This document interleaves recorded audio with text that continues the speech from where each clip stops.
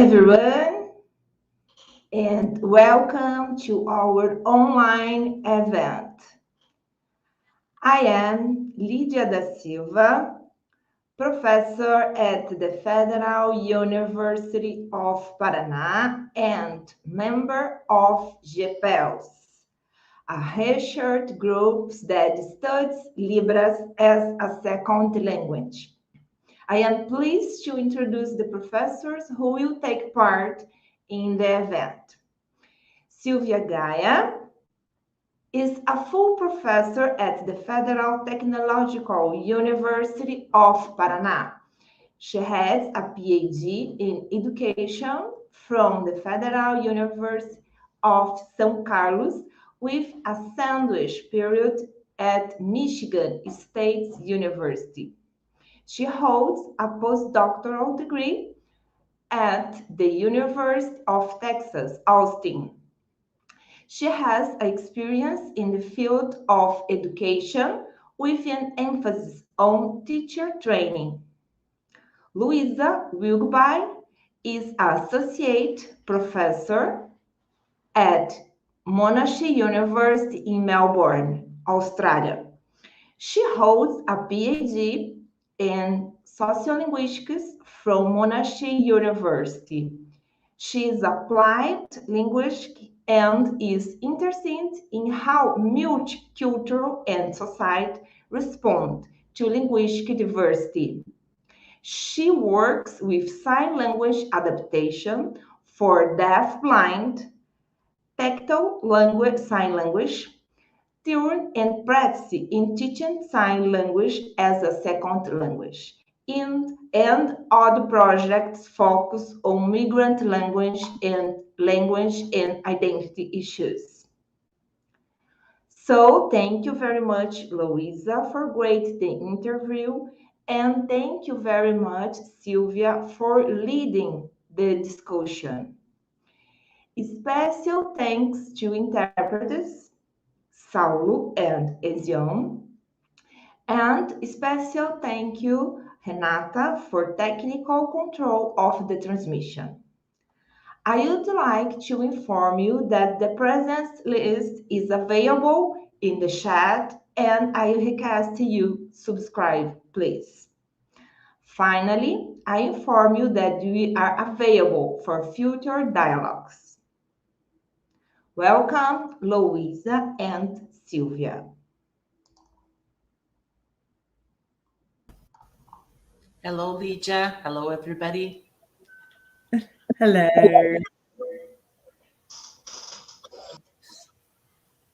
So good morning to Brazilian people. Good evening to Australia. It's a really great pleasure to have you here today, Louisa. We'd like to thank you for your time and willingness to help us understand a little bit more of Auslan as a sign language in Australia, as we call it.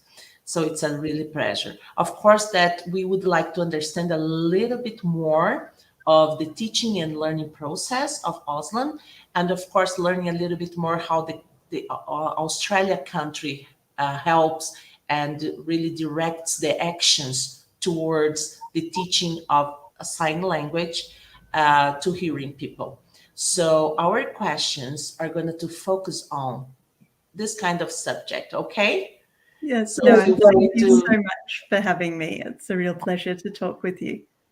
For sure, it's much more our pleasure to have you here, for sure.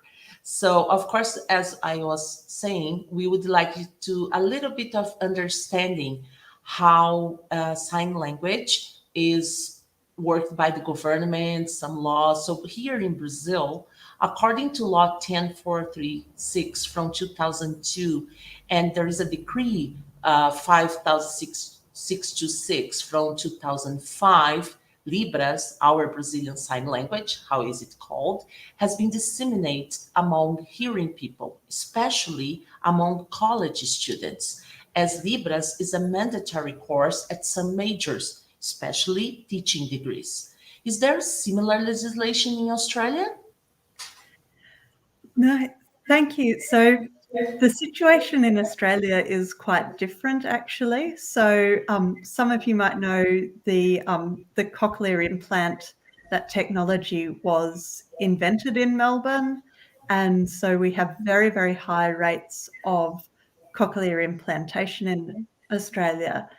And that also means that in the university education degrees for things like being a teacher of the deaf, historically there's been a really strong emphasis on oralist approaches. So to be a teacher of the deaf in Australia, you need to know things about audiograms and all of that stuff. Historically, you haven't needed any Auslan, any sign language, but that is changing, and particularly in Victoria, my state, but also in the state of Queensland, there's been a lot of funding and support for people who already work as teachers of the deaf to develop their Auslan skills. But there's no legal mandate for those teachers of the deaf to know Auslan.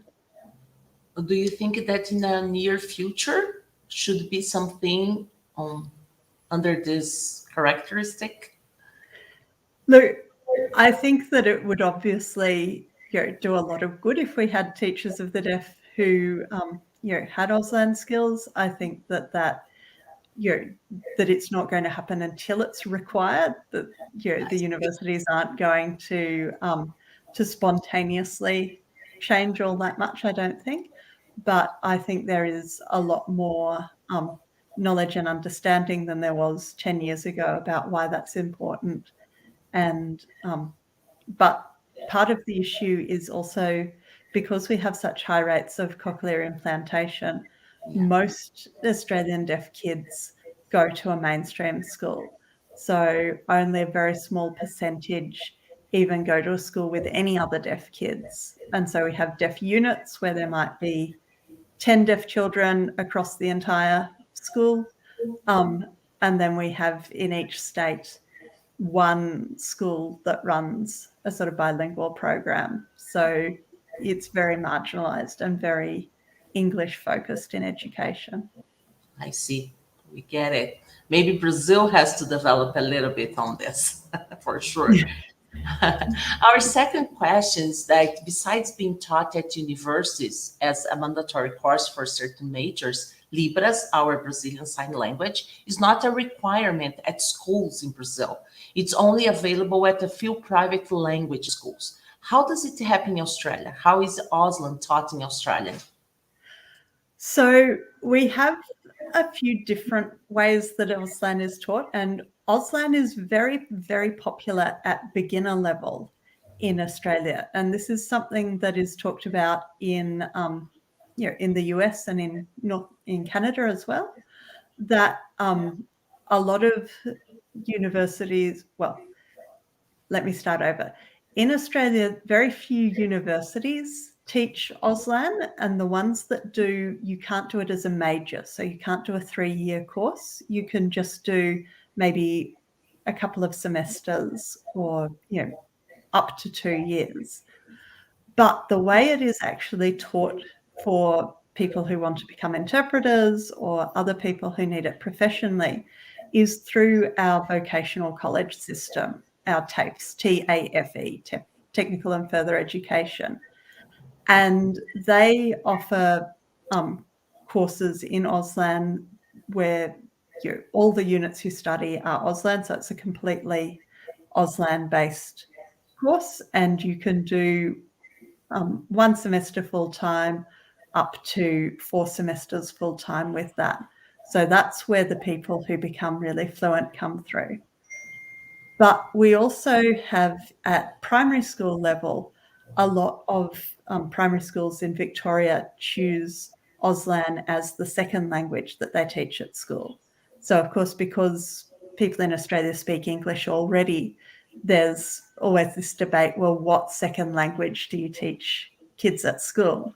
And so over 100 primary schools in Victoria offer Auslan, but often it's just maybe 15 minutes a week, maybe half an hour if that. So the children, they learn a little bit of culture and a little bit of language, but they're certainly not fluent when they finish.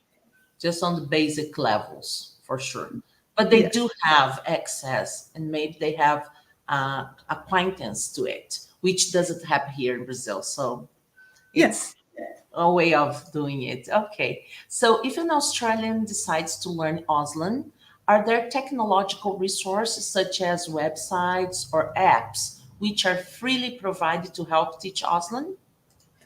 Yeah. So the most important resource we have, which isn't a structured teaching program, but is the sign bank, the Auslan dictionary. And so this is completely free online. You can go to it, you can type in English the sort of the sign that you're looking for, and it will give you, the different equivalents and show you whereabouts in Australia that sign is used. There are a number of other beginner sort of apps or programs that people can work with. It's not completely free, but there's an iPhone app that the Deaf Society of New South Wales did called Auslan Tutor that's targeted at parents of deaf children, and that has a whole bunch of video sign for sign vocabulary, but also sentences that you might need to use with a child, like it's it's lunchtime soon, or can you pick up your toys, or things like that are modeled.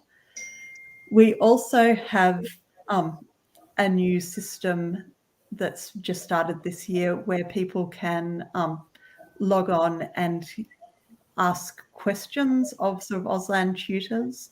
That's something you can freely register for. So this isn't an app because you're interacting with real people who are being paid to do this stuff, but where you can ask sort of ask questions about how you would sign something, and then get video responses to that, or ask questions about would I use this here or this there, and get some little bits of tuition.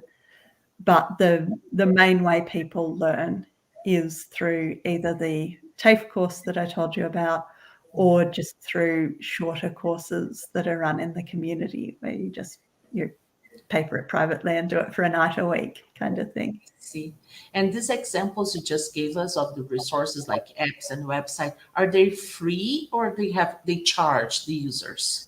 Most of them are free. The Deaf Society of New South Wales one costs, I think, $20 or something, which is not very much. Yeah. I see.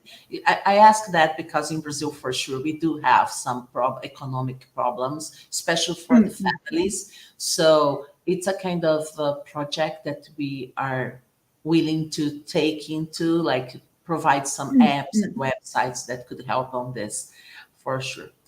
So, of course, that Libras as a second language has not been implemented neither as a learning option in schools here in Brazil, nor as to deaf people's relatives, so families. Are there any initiatives involving learning options for school children or deaf people's relatives in Australia? If so, in your opinion, making learning more accessible for all, would it help with including more deaf people into everyday life? Yeah. So for parents of deaf children, if they want to learn Auslan, they can access some government support for that. It's not a lot of money, but we have in Australia a thing called the National Disability Insurance Scheme. That means if you have a lifelong disability, you can apply for government funding that helps you with whatever support services you need. And so parents can, if they choose, access Auslan funding through their plan. Most parents would say that they don't get nearly enough, money, but that at least helps them to have, an hour or two a week with a tutor. And we also have a number of things like play groups for signing kids where they can go along to and build skills that way. Once they hit school, we only have a couple of schools in big cities that will have a sort of Auslan option. again, kids might be able to get interpreting for some of the time in a mainstream classroom, but I don't know of any child in Australia that has an Auslan interpreter 100% of the time in the classroom if they're not attending a school, a school for the deaf. And then for things like grandparents or siblings or things like that, there's not a lot of learning options. It's basically those people are told, go enroll in the TAFE and, do it at, either do it part-time in the evenings or things like that. So I think having, better options for families of deaf people or friends of deaf people to learn Auslan without having to commit to a, very full-on tertiary course would absolutely be helpful. What I think can be a bit of a problem is when you have loads and loads of people learning a sign language just as a beginner. That probably doesn't do a lot for inclusion. And so in Melbourne, we would have, at any one time, as many people learning Auslan in beginner short courses as there are deaf people who use Auslan every day. And so there's just heaps and heaps of people who are like, I can do all this stuff, but, can't actually really talk properly. I see. And so I think I've seen research in Australia, New Zealand, North America, where deaf people are really sort of questioning this industry that's growing up of teaching beginner courses that don't actually really help with wider social inclusion. Because people, they do it and they realize, oh, it's a real language. It's hard. It takes time. I don't have the time for this. And then they drop out. I understand. There is a kind of question here that's a little bit outside what we are talking right now. But like, when you talk about deaf people with the implants, they go to school and they get English as the mother tongue, like the first language for them. And then Auslan, if they do learn it, it's like a second language. They would go through the process like a hearing student, not like a deaf student. Is that what you state? Yes. So in the mainstream schools, often the deaf kids and the hearing kids are both in the same class learning Auslan, or the deaf child might be just in a mainstream school and learning French as their second language. And so we have a lot of deaf new signers who come to Auslan when they finish, essentially when they finish school, or they might start learning it at around year 11 or year 12 level.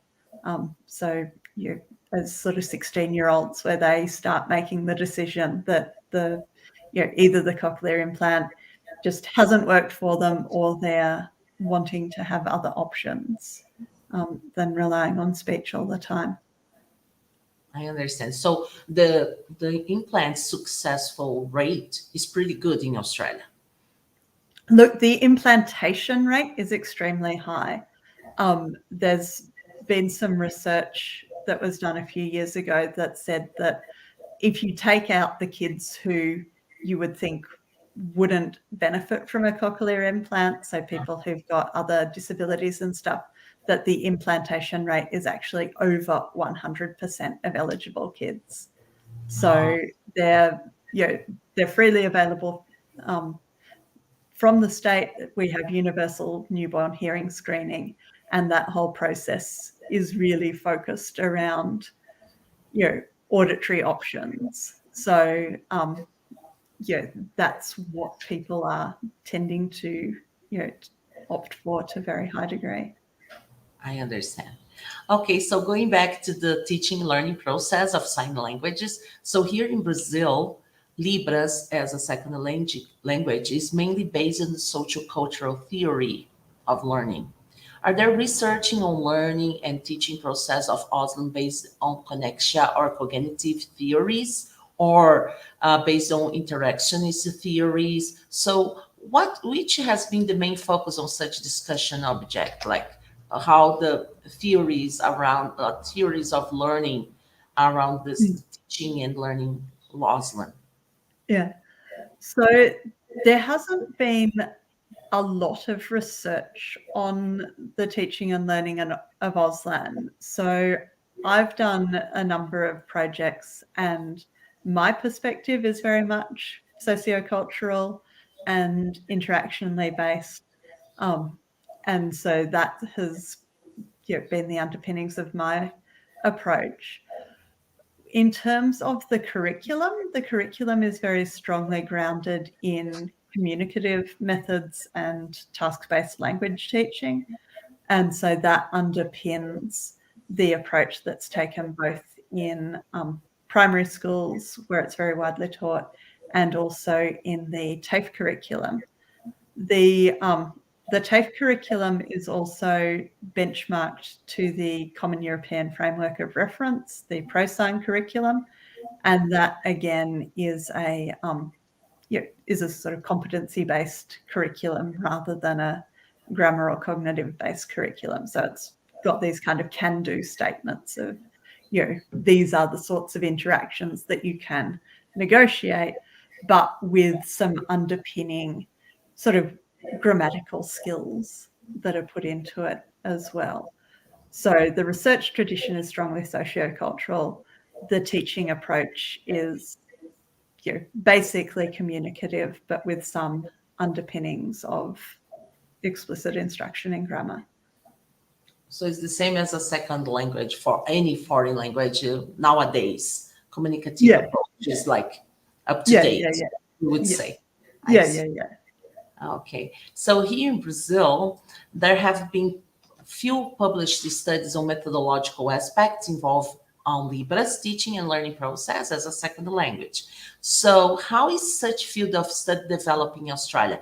Are methodological aspects such as teaching methods, resources, and books being the focus point at some degree? Or we have talked about methodological aspects, of course, but how about books and other stuff? Like, are they focused on this, on the teaching process? Yeah, so I've been very lucky for the last 5 years to have been working with one of the major Auslan teachers, or Auslan teaching institutions in Melbourne Polytechnic, and we've had a research project that we've called Bridging the Theory and Teaching Gap in the teaching and learning of Auslan. Sorry, it's Bridging the Theory Practice Gap in the Teaching and Learning of Auslan. I got the name wrong. And so that has been looking at 3 strands. There's been a strand that I have led looking at student experience and student learning, particularly out of class. So what people are doing in their own sort of private study and their social networks and things like that. There's also been a strand that Adam Shembry from Birmingham has led around assessment and sort of measuring skills in various ways that we've been working on and trying to do some benchmarking of what grammatical skills do people have at different points in time. Because one of the problems we have with our teaching is that we just don't have a research base of knowing how people progress through the task of learning a sign language as a hearing adult.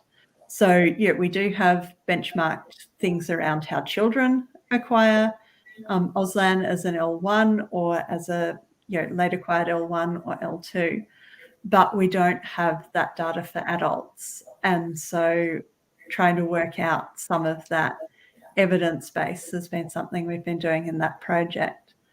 And then a third arm of that project has looked at resource development. And so we've done some small scale stuff in that space, but we're now, we're fortunate, got some additional funding, and we're putting together a series of textbooks and workbooks for all the courses, because it comes up again and again that teachers say, there's actually, these days in Auslan, there are quite a lot of small scale resources that people have put together. So, if you want just semi-random videos of people signing about particular topics, we've got stuff on medical things, we've got stuff on families, we've got stuff on workplaces.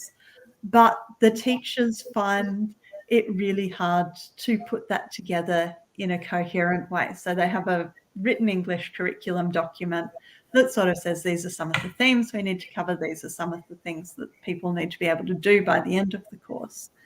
But it's been very kind of ad hoc, or it's been their responsibility to really craft the day-to-day lessons. And so we've got a team of 4 of us, so 2 deaf, 2 hearing authors working on it. The 2 of us who are hearing are trained applied linguists. The deaf staff are experienced Auslan teachers, putting together something that we hope gives a bit more in the way of structured activities. Because one of the real issues for our deaf teachers too is that they haven't gone through what I would call, high quality second language classes themselves. So they're trying to, they're very competent in the language, but they don't have full teaching qualifications, and they don't have that experience of having been a successful learner and having sat in classes and seen what good teachers do in the way of managing activities or managing errors or things like that. So I see. Like teachers' education issues they do have, of course. yeah. And it seems that the projects are filling the gap, because practice, assessment, adults are learning. It's really like the gap that usually like second language teachers and the whole process are the kind of issues that we are all worried about. And we are trying to understand, because we see, like, I am a foreign language teacher, professor now, but we can feel during practice that there are huge difference between teaching kids and adults and how they process the learning. And so how people learn, it's like the main question for me right now as a teacher education, worried about and researching on that. And I'm sure that Auslan is not different, as Libras is not different here. Yeah. And I think too, this whole issue of how people kind of get to have good communicative competence, because one of the things we see, Australia's a big place. We have good big sign language variation between the different states. We have variation between, these sort of late learners of Auslan who are often quite English literate or English influenced. Then you have, of course, the people from deaf families who've been Auslan users for generations who sign in different ways. We have people with additional physical disabilities or intellectual disabilities. So you see a huge range of different ways of signing. And so, we want to encourage people to learn about, the grammar of Auslan and the structures of Auslan, and not just, sign English words together. But they do also need to be able to deal with the variation that's in the language, and to not just come out with this very rigid idea of this is correct Auslan and this is what I know, because it's also a real problem.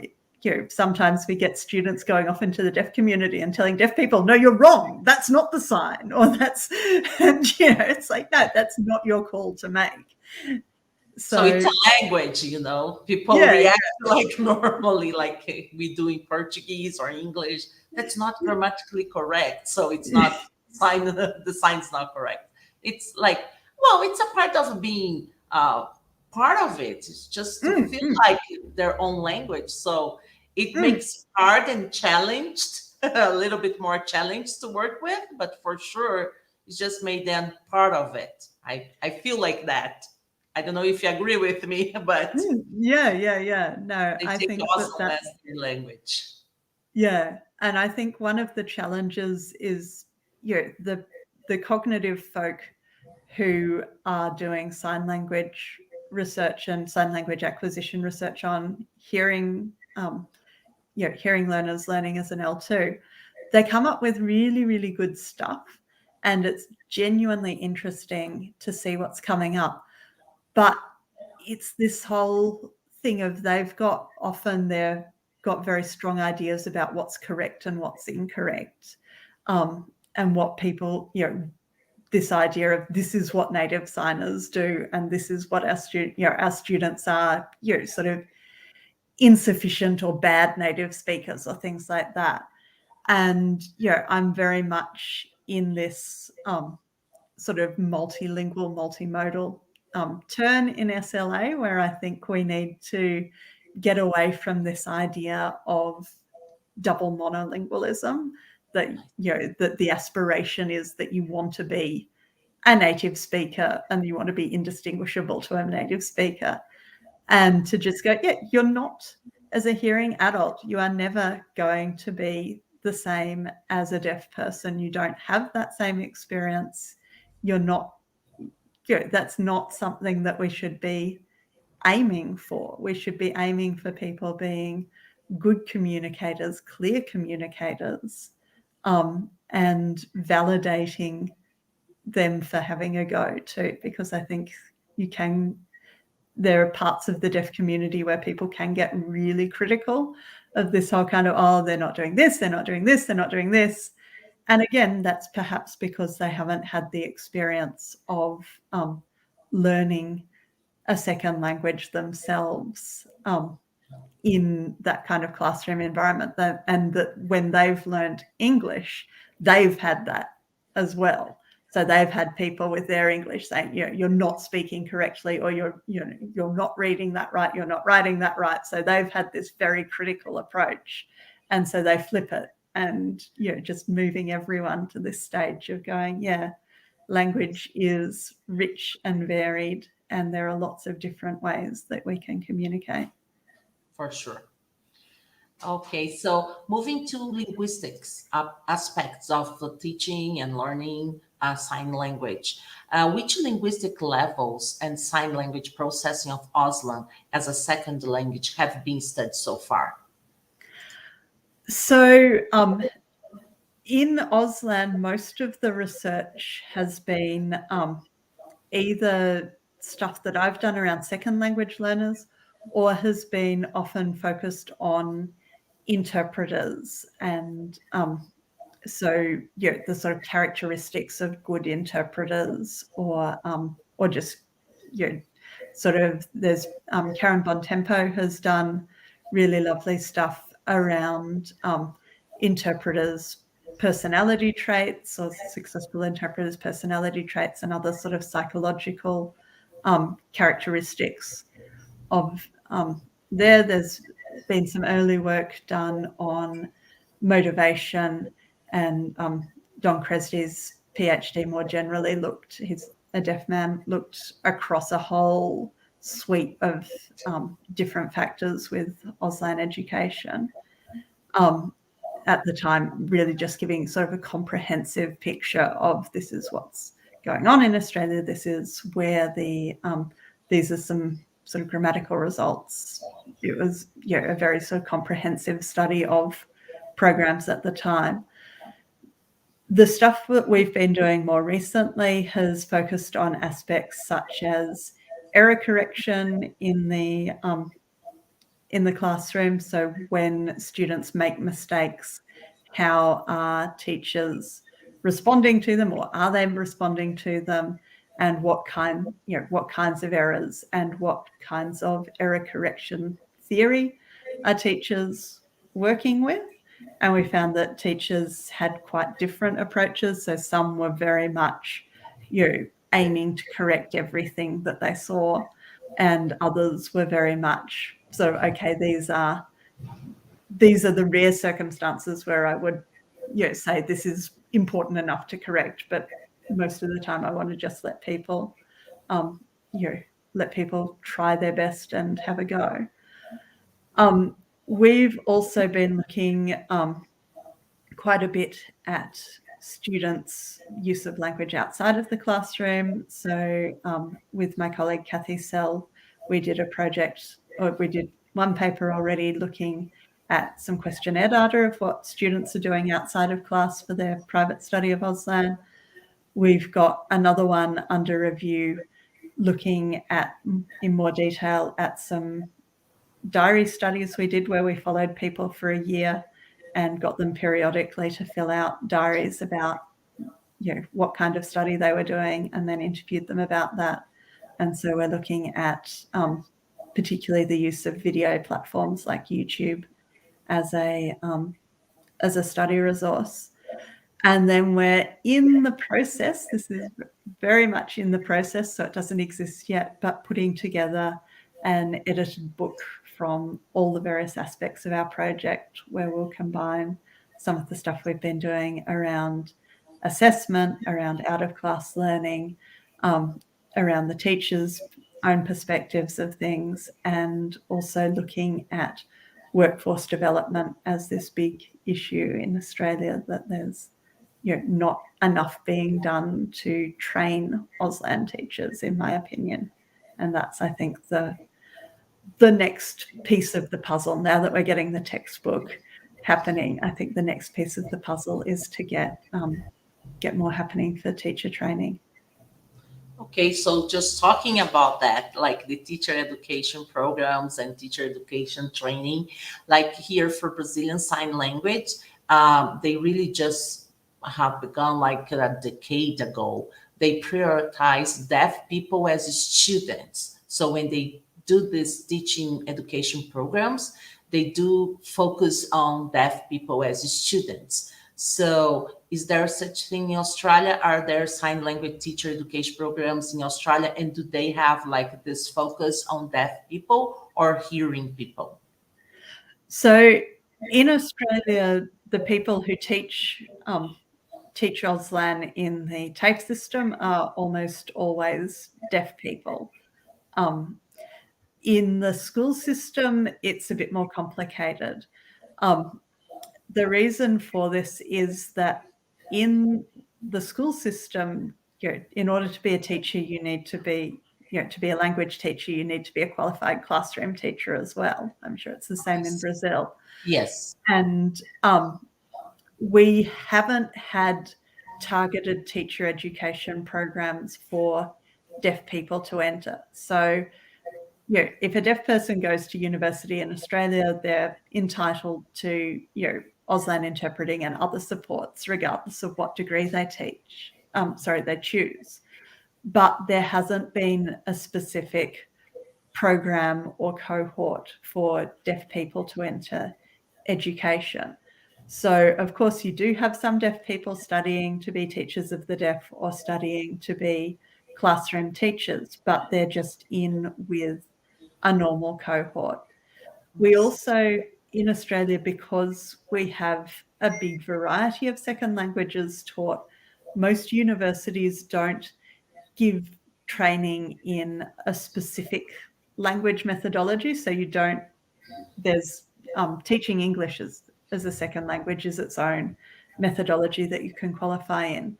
But in most other cases, it's not that you have a class in how to teach French, it's you have a class in how to teach language. And so I've done this in initial teacher education, and in my class I had, you know, 2 people doing Indonesian and, you know, one doing French and one doing German and things like that.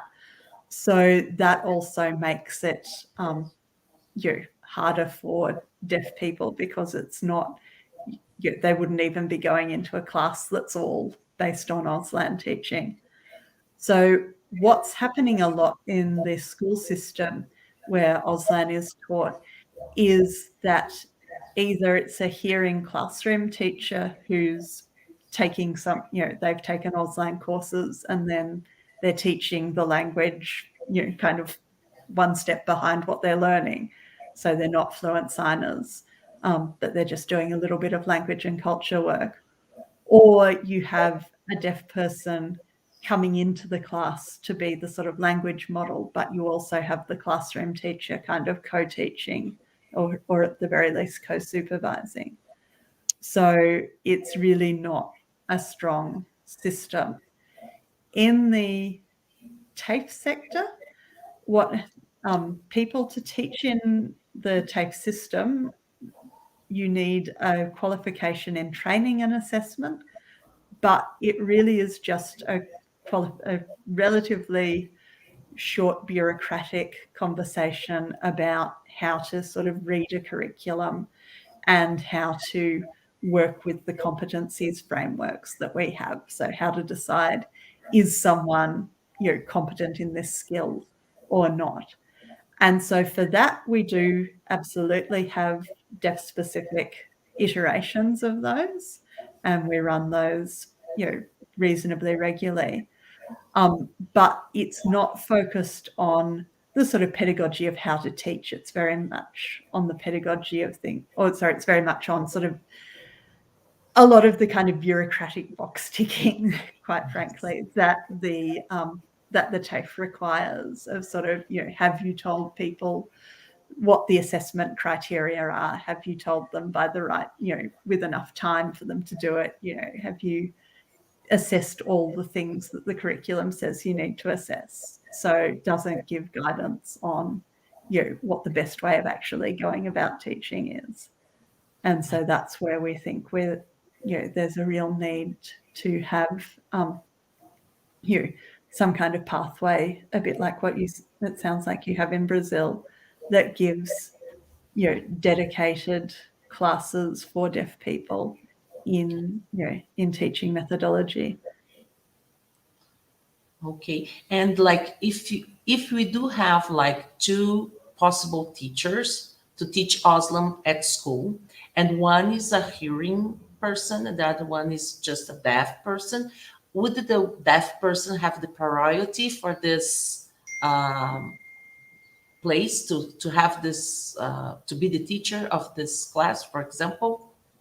Look, Australia is somewhere where what matters most is if you have the bureaucratic requirements of Okay. The qualifications. So if the deaf person has the qualifications and the hearing person has the qualifications, absolutely the deaf person would be chosen, you know, above the hearing person. But if they don't have the qualifications, then it's, you know, for legal reasons, there has to be someone in the class who does have that qualification. So then the school has to work out how, you know, do they have a second teacher who they can pay to sort of be present with the deaf person who's not qualified, or do they just go with a hearing person who's got the qualification? Oh, it's the same here in Brazil. Of course, that they do have to have the qualification, and then if they both do, the deaf teacher, future teacher, gets over the hearing teacher. Yes. So that's how it works. Okay, just changing a little bit the subject now. We are going to talk about the official proficiency exam. So another aspect related to Libra's teaching and learning process here in Brazil is that there are no official proficiency exams as other languages do, designed specifically for hearing people as they are for second language like English, Spanish, and so on. Is there any official exam in Australia? We don't have official exams, but we have, well, just for learners, we don't have official exams, but we do have the curriculum that is aligned with the ProSign Common European Framework of Reference. And so that talks about the kinds of language skills that people should have, or the kinds of things that they should be able to negotiate. So it's up to the individual TAFEs how they choose to assess that, but they have to go through a validation process for their assessment. So they have to have external people look at their way of doing things. TAFE, for various reasons, doesn't tend to have exams, and Australia more generally is a little bit, I guess it's not a place that has a lot of exams relative to other places in the world. We tend to like other kinds of assessment rather than exams. But we have things a bit like oral proficiency interviews. I see. In terms of where you do get actual exams, though, is for people who want to qualify as interpreters. Okay. We have the National Interpreter Accreditation Authority, and they have 2 levels of exams for sign language interpreters. There's a provisional qualification that allows people to do work that's sort of educational, social work, things that aren't life or death, essentially. And then there's the full professional interpreter level that is what you would need to do medical or legal or other high stakes interpreting work. And so for those, you have exams that are very similar in terms of the context and the requirements for accuracy, etc., that it compared to the other languages that you would do an interpreting qualification in. So for the interpreters, it's gonna like a federal exam, like would it be by the government, or would it be universities who have qualification to do so? So it's federal. So it's a federal external exam, and they're marked. They're always marked by people who are from interstate, so that they don't know that the people marking you are not the people who taught you. Okay, so we are coming to the end, and finally, we'd like to ask you, Luisa, to enlighten Brazilian Sign Language students and postgraduate students with your point of view related to the teaching and learning process of a sign language as a second language. Could you advise us on papers, books, and research materials to help Brazilian students to get a better understanding of the learning and teaching process of any sign language as a second language? Excellent. And I've shared with Lydia a document that has a list of important references in this field. So I won't read that all out now, but please, if anyone needs help tracking down any of the journal articles that are on that list, I'm very happy to help you with that. I think there's one very important book that David McKee and Rachel McKee and Russell Rosen edited a few years ago with Palgrave that's looking at teaching sign languages around the world. And that has, I think, about 13 or so chapters, really from almost everyone who is doing work in that area. And so that's got very nice variation in terms of chapters on things like workforce development, chapters on grammatical points, variation points. Russell has a chapter that has some little experimental studies around things like teachers that use mouthing versus don't use mouthing in their classes. So it's a very good snapshot of the sort of work that people are doing around the world. And I know that there's plans afoot for a special issue that will be coming out, I believe, next year, that I don't want to say too much about, just in case I don't want to embarrass anyone in case it takes longer than it's planning just on getting taking. our attention to it. Okay, Yes. It's gonna be expected. Yes, and we're also with the project that I've been working on. We're in the early stages of doing a book proposal as well. So when that is out, I will certainly let Lydia know, and she can pass that on to you guys as well. Okay, but yeah, it's for sure. Yes, but it is still a relatively small field, and I was surprised putting together the little bibliography today. Like, on the one hand, I was looking at it going, yeah, there's heaps more than there was when I started doing stuff in this space, 8 years ago or so. But it's still, it's a 2-page document around what's out there. And there aren't that many scientific fields where you can put together a 2-page document and say, yeah, this is this is the field as it stands. And Yeah. I'm sure there's small scale stuff that I've missed. I absolutely know that there would be, but this, it is still a really small field compared to the study of first language acquisition of sign languages. Hopefully in the future that scenery is going to be different. I'm sure if you work like your work, Lydia's work, and people who really devote their time to develop this kind of research, for sure. The future promises much more work on that. Okay, we do have one question. So Ezion is going to interpret it for you. I'm not sure how it's going to work, but Renata, it's our postgraduate student. She would like to ask you a question. So let's do it. Please. Let's wait a little bit.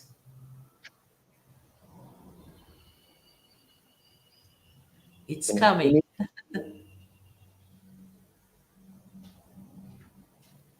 Can you hear me? Yes.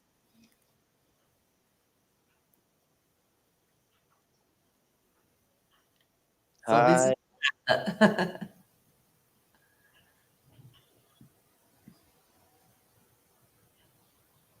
Okay. So, it's so my pleasure.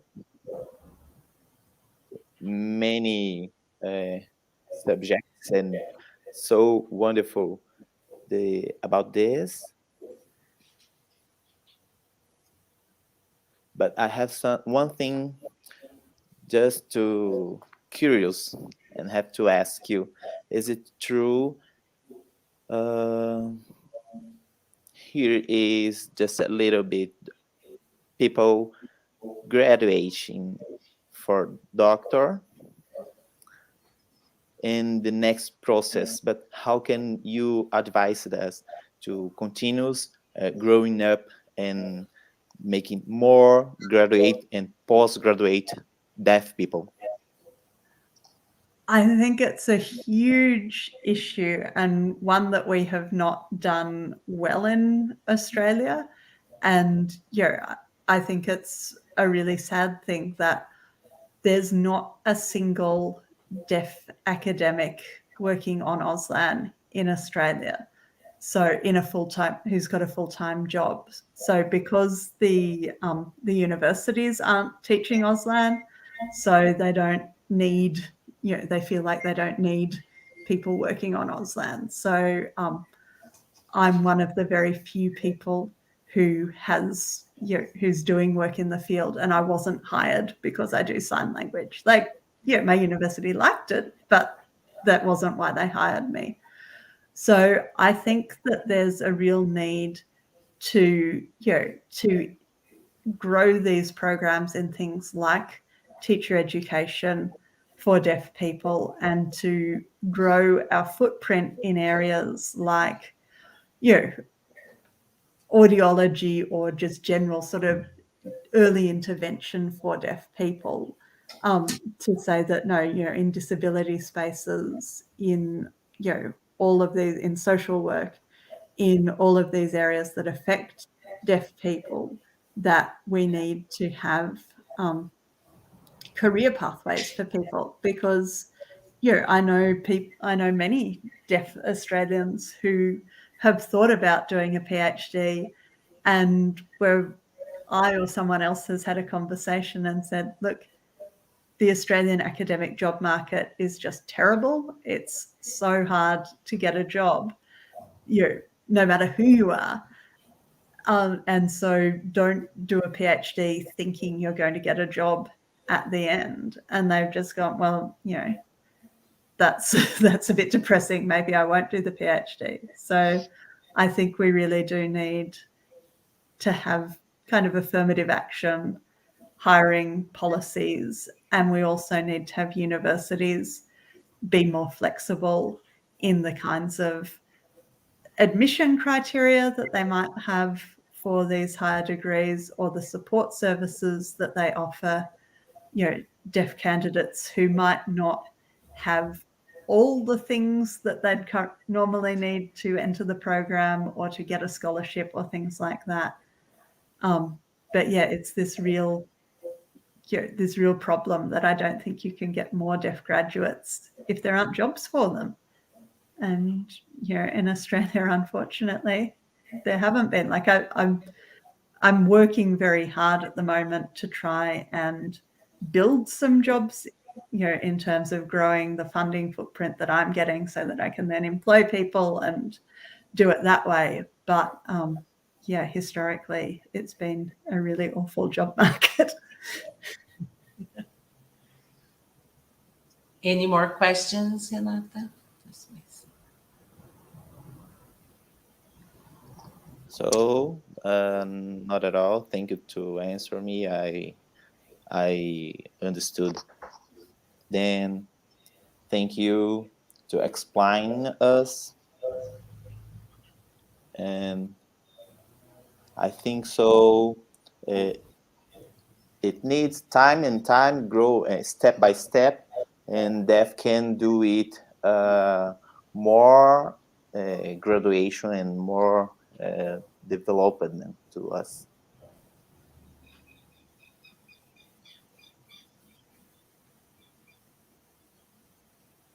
Then thank you so much to come with us, and I'm so grateful to interacting with you, and thank you to interpreter and all of guys. Okay, so Louise, we are aware that's a kind of late in Australia as it is early here in Brazil, but I want to make sure we thank you enough for it. It's been very helpful. We've learned a lot from you and with you, and spending this time learning about this process has been very great for us. I would like to thank you for the list of the references that you have sent, Lydia. And for sure, all the students, Brazilian students, will be able to have this contact with it and learn more and more with it. We'd like to thank you, Ezion and Saulo, for interpreting today. Was making it possible for us to be here. Lydia, for the idea of having you, such a sweet person and very helpful professor, which is willing to dedicate this time to us. And Renata, for the question, thank you so much.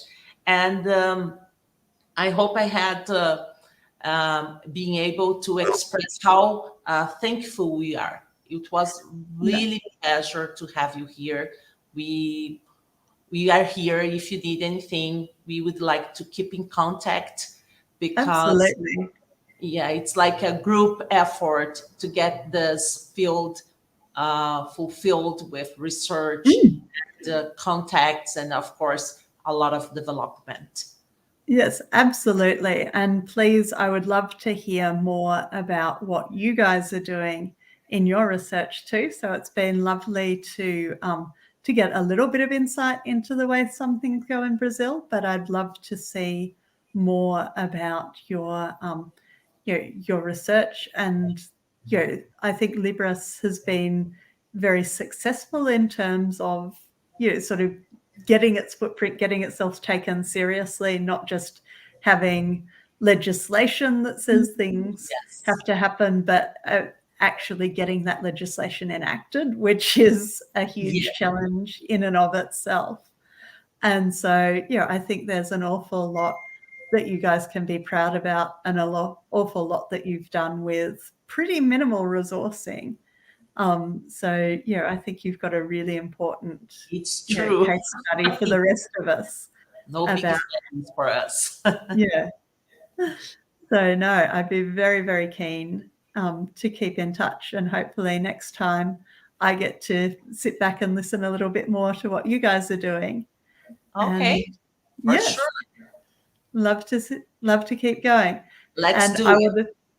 Absolutely. And I want to say again my special thanks to our interpreters today, because going from English into their sign language, into Libras is a real feat in and of itself when you're not a native speaker or a native signer of either of them. So thank you very, very much. Okay, so I think we had a wonderful time together. We have learned a lot, and thank you again. Thank you so much for dedicating this time to us. We appreciate, and for sure, we're gonna keep in touch. It's our pleasure to Lovely. do so. Okay, so Wonderful. thank Thank you, you. everybody. I think we have achieved our goals here. So thank you so much, Louise. It was a pleasure. Bye. Thank you. I would like just to say just a small Sure. word, a small word to Luisa.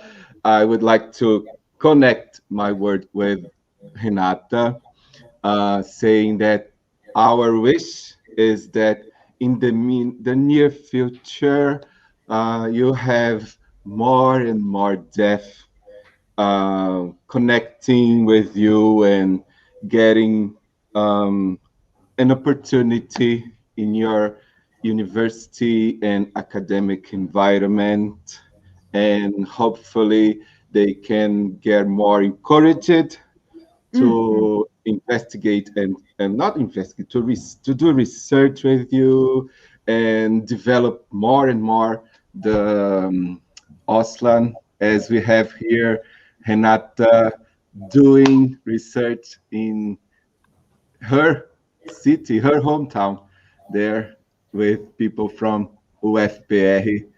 It's so wonderful to see this and be part of this historical Mm. moment, as you are being part of this historical moment to their university there in their hometown.